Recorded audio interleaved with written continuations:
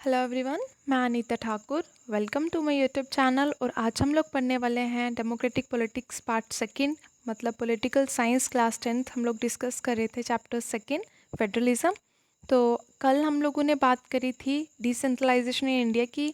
तो आज हम उसी का पार्ट सेकंड जो है वो डिस्कस करने वाले हैं, जिसमें बताया गया है कि जो रूरल लोकल गवर्नमेंट होती है उसका नाम जो है उसको पंचायती राज के नाम से भी बुलाया जाता है, या फिर लोकल गवर्नमेंट या ग्रास रूट लेवल की गवर्नेंस भी कहा जाता है, third tier of the government भी कहा जाता है। ठीक है। एक विलेज या कुछ विलेजेस के ग्रुप्स जो होते हैं कुछ स्टेट्स में, इस तरह से वो ग्राम पंचायत बनाते हैं। और यहाँ पर एक काउंसिल होती है जिसमें वार्ड मेंबर्स होते हैं। कुछ वार्ड मेंबर्स, उनको पंच कहा जाता है, जो एक पर्टिकुलर वार्ड से बिलोंग करते हैं। और उन्हीं वार्ड मेंबर का एक प्रेसिडेंट होता है जिसको सरपंच कहा जाता है। क्लियर है।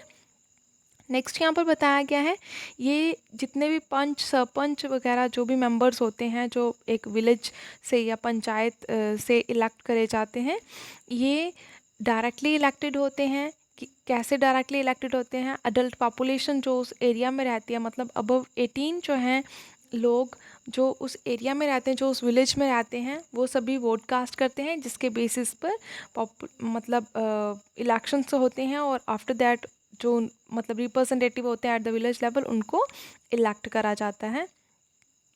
डिसीजन मेकिंग बॉडी कहा जाता है इसको, जो कि जितने भी विलेज लेवल के डिसीजंस होंगे वो कौन लेगा?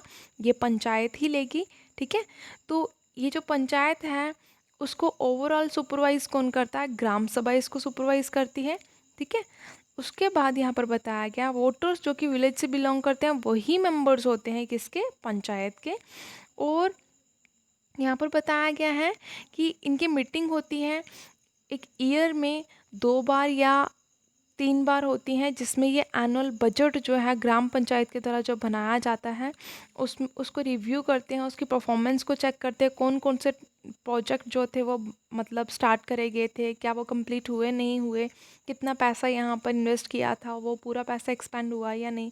इस तरह की चीज़ें यहाँ पर मतलब इस मीटिंग में डिस्कस करी जाती हैं। ठीक है।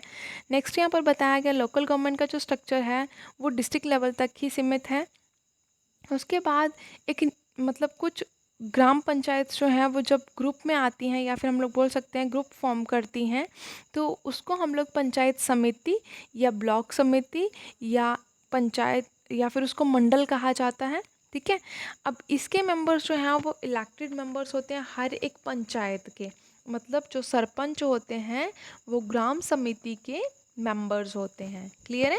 नेक्स्ट यहाँ पर बताया गया, जितनी पंचायत समितिज़ होती हैं वो कहाँ पर इकट्ठी होती हैं?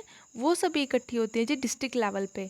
अब डिस्ट्रिक्ट लेवल पे जितने डिस्ट्रिक्ट जो एक लेवल है या डिस्ट्रिक्ट डिपार्टमेंट जिसको कहा जाता है, उसमें जितने मेंबर्स होते हैं वो पंचायत समितिज़ या फिर हम लोग ब्लॉक लेवल के जो मिनिस्टर्स या फिर हम लोग बोल सकते हैं वीडियोज़ वगैरह होते हैं, वो कॉन्स्टिट्यूट करते हैं ज़िला परिषद को, जिसको डिस्ट्रिक्ट मैजिस्ट्रेट भी कहा जाता है।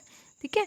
उसके बाद बहुत ज़्यादा जो मेंबर्स हैं वो इलेक्टेड होते हैं, और member of Lok Sabha and MLAs वगैरह जो हैं वो उस डिस्ट्रिक्ट के कुछ ऑफिसर्स जो हैं वो भी इलेक्ट होते हैं, जो कि डिस्ट्रिक्ट लेवल या डिस्ट्रिक्ट बॉडीज़ में उसके मेंबर्स कहलाते हैं। ज़िला परिषद के चेयरपर्सन जो हैं वो पॉलिटिकल हेड, उसको ज़िला परिषद कहा जाता है। इसके अलावा लोकल गवर्नमेंट्स जो हैं, लोकल गवर्नमेंट बॉडीज़ जो हैं वो अर्बन एरियाज़ में भी एग्जिस्ट करती हैं, मतलब अर्बन एरियाज़ में भी पंचायत की तरह ही अर्बन एरियाज़ में भी एक गवर्नमेंट होती है जिसको म्यूनसिपैलिटीज़ कहा जाता है। ठीक है। म्यूनसिपैलिटीज़ को टाउन्स में, सिटीज़ में इस्टेब्लिश करा गया है। और बड़ी बड़ी सिटीज़ जो हैं वहाँ पर म्यूनसिपल कॉरपोरेशंस होती हैं, और जो छोटे टाउन्स हैं, कस्बे हैं, उनमें म्यूनसिपैलिटीज़ होती हैं। ठीक है। बोथ दोनों, ये जो म्यूनसिपैलिटी और म्यूनसिपल कॉरपोरेशन है, उनको कौन मतलब कंट्रोल करता है? ये इलेक्टेड बॉडी है जिसमें लोग अपने रिप्रेजेंटेटिव को चूज़ करते हैं। म्यूनसिपल चेयरपर्सन, म्यूनसिपल जो कमेटी होती है उसकी चेयरपर्सन जो है उसको म्यूनसिपैलिटी कहा जाता है। मतलब म्यूनसिपल चेयरपर्सन जो होता है वही पॉलिटिकल हेड होता है एक म्यूनसिपैलिटी का, जो कि टाउन में वर्क करती है। और म्यूनसिपल कॉरपोरेशन जो कि एक बिग सिटी से बिलोंग करती है, उसका जो ऑफिसर होता है उसको मेयर कहा जाता है। ठीक है। देन नेक्स्ट यहाँ पर बताया गया है कि ये जो एक न्यू सिस्टम है जिसमें लोकल गवर्नमेंट को अपॉर्चुनिटी दी गई है कि वो डेमोक्रेसी को और ज़्यादा सक्सेसफुल बनाएं, और ज़्यादा वो मतलब उसको फ्लोरिश करें, उसके रूट्स को और ज़्यादा डीपन करें। तो यहाँ पर बताया गया है कि अराउंड 36 लाख जो हैं वो रिप्रेजेंटेटिव्स हैं, इलेक्टेड रिप्रेजेंटेटिव्स हैं, जो कि कहाँ के मतलब कौन से डिपार्टमेंट से बिलोंग करते हैं, थर्ड ईयर से बिलोंग करते हैं, जिनको हम लोग पंचायत और म्यूनसिपैलिटीज़ कहते हैं, जो कि सिर्फ एक कंट्री की बात करी जा रही है, ठीक है। और ये जो नंबर है वो पॉपुलेशन का कंट्री वाइज बढ़ता जा रहा है एट द वर्ल्ड लेवल, ठीक है। कॉन्स्टिट्यूशनल स्टेटस जो है लोकल गवर्नमेंट का, वो डेमोक्रेसी को और ज़्यादा डीपन करता जा रहा है, और ज़्यादा गहराइयों तक लेके जा रहा है। उसके बाद यहाँ पर बताया गया है कि वुमेन रिप्रेजेंटेशन जो है वो भी इंक्रीज़ होगी। कब इंक्रीज़ हुई? 1992 के बाद। और अब वुमेन जो थी अपनी वॉइस रेज कर सकती थी, और उसी टाइम पर देखा गया बहुत सारी डिफ़िकल्टीज़ जो थी वो भी ख़त्म हो गई। जैसे इलेक्शंस रेगुलरली नहीं होते थे, ग्राम सभा के भी रेगुलरली इलेक्शंस नहीं होते थे, तो वो सारी चीज़ें जो थी वो हटा दी गई जब 1992 का एक्ट पास हुआ। बहुत सारी स्टेट गवर्नमेंट्स जो थी वो क्या कर रही थी, वो लोकल गवर्नमेंट को सिग्निफिकेंट पावर जो है वो नहीं दे रही थी, मतलब कुछ ऐसी पावर्स जिससे वो अपने लिए रूल्स एंड रेगुलेशन इस्टेब्लिश करें, लाज लगाएं, या फिर हम लोग बोल सकते हैं इलेक्शंस के लिए उनको बिल्कुल भी पावर्स नहीं दे रहा था। और उनको एडिक्वेट रिसोर्सेज भी, मतलब ऐसे रिसोर्सेज नहीं दे रहा था जिससे कि वो खुद की मतलब बेटरमेंट कर सके, अपलिफ्ट कर सके अपनी सोसाइटीज़ को, अपने सेक्शंस को, ठीक है।